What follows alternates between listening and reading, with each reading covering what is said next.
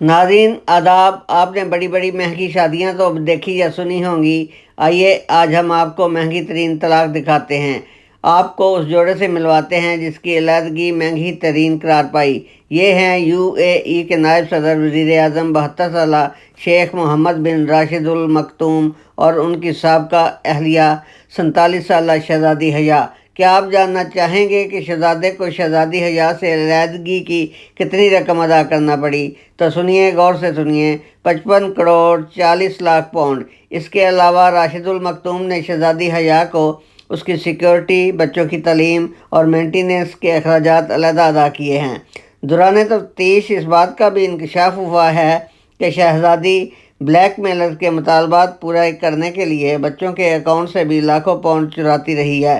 याद रहे कि शहजादी को अनफेयर रिलेशंस के नतीजा में उस वक्त ब्लैकमेल किया गया था जब वह शहजादे के अक़द में थी।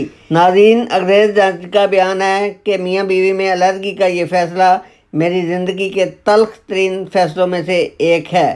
Thanks to watch and listen Dil Dariya TV।